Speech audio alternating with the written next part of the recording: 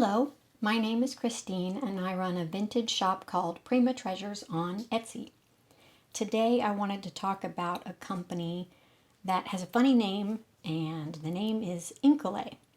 So Incolay is basically a made-up name that they used as sort of a contraction of what they think their product is. So essentially it's the name is in colored, and you can see right here, colored layers. So I'm going to show you, this is essentially what they did. You can see here, they have layers of color on this material that they make. So their funny name is basically their way of describing what they do. So this was a company that started in the 1960s, and it came about because the couple that owned it were collectors of antiques, and they especially liked to find and to look at the carved stone items from like ancient Greece. So they really wanted to figure out a way to create something similar to sell for people to have in their homes. And so after some experimentation, they came up with this Incolay. They actually call it Incolay stone. You can probably see the sticker right here. And what they did was they took crushed stone and they add colors to it, and then they would mold it. And then they would also add this Cameo design on top to create the patterns and the images that you see. So all three of these items on the table are Incolay.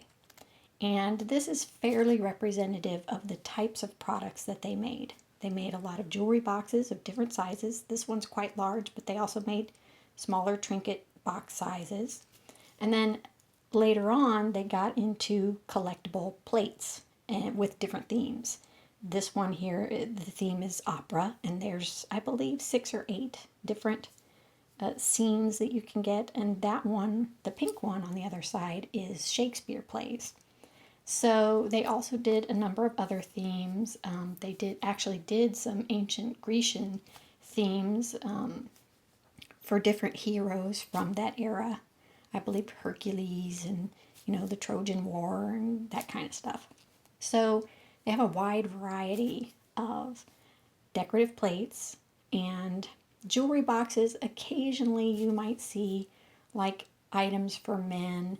They do have similar stone boxes that have like hunting scenes or sailing ships, but a lot of their product line seems to be more targeted towards women. I guess because of the whole Cameo design itself kind of lends itself to that. So the thing I wanted to show is there's a few ways that, especially if you're looking at a jewelry box, because there were other companies that made similar types of carved stone items. But the way that you can tell something is Incolay is a lot of times people will just leave the sticker right on it. It could either be inside the lid or it might be underneath on the bottom of the box. The other way that you can tell is that Incolay usually has a brass hinge for the lid. These stone lids are very heavy, and you need the metal to be able to support the weight of this jewelry box. I mean, this jewelry box probably weighs 7 or 8 pounds because it really is solid stone that they essentially crushed, and then they molded it back into the shape they wanted. And the other thing that you'll often see, I believe most of the Incolay jewelry boxes will have like a velvety type of lining inside, whereas some of the, I'm going to call them knockoff companies, they don't usually have a fabric lining inside. So these are very interesting because they're unique.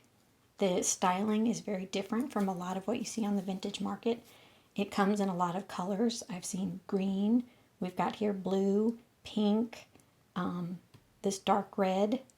I've also seen kind of an orangey brown, a more traditional brown, a sort of yellowy green, and they also did black with white on it, which is very eye-catching when you see it.